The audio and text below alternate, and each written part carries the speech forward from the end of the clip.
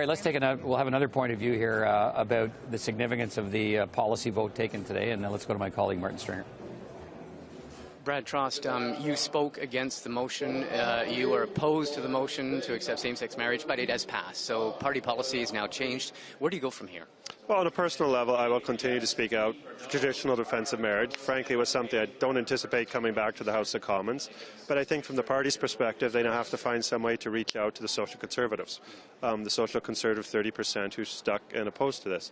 And remember, there was a lot of people in this room who were voting who said, we still believe in the traditional definition of marriage. We just don't want to talk about this anymore, so we're surrendering to the other side. So the party needs to make sure it does things to reach out.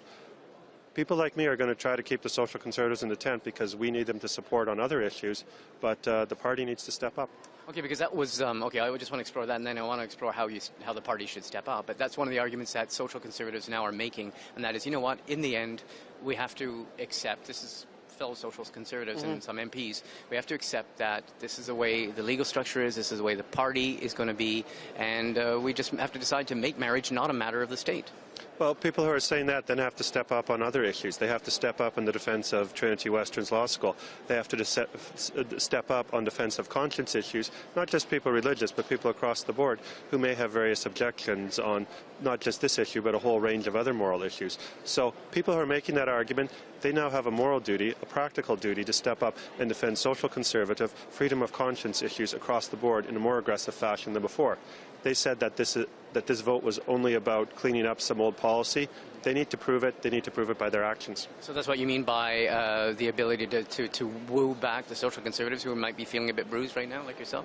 Yeah, of course people feel a bit bruised, but the question is going to be, what is the party going to do? I think one of the things today about speaking firmly against gender selection abortions, a good thing. It was supported. As one of the persons who said to me he supported elimination of traditional marriage, but he says it's now my responsibility to defend religious institutions that continue to hold traditional marriage.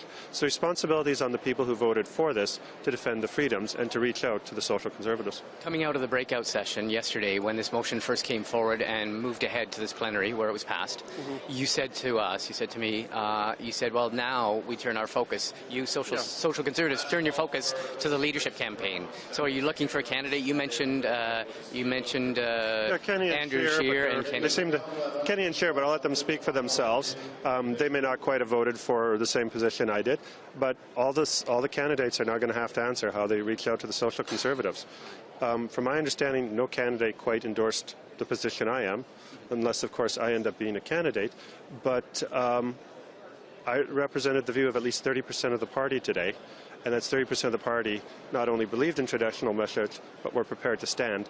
30% is considerably more than I think any leadership candidate starts the race with. Jason Kenney just told the Scrum that he considers this issue to be housekeeping, to be obsolete, to be behind the party.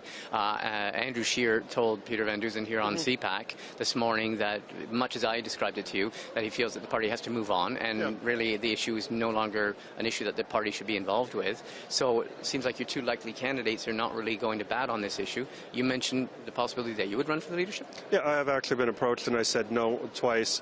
I've been approached again. At this point, I'm no longer firmly ruling it out. But a campaign to find a social conservative? Look, if I'm going to run, it's not going to be an issue defined by any one issue.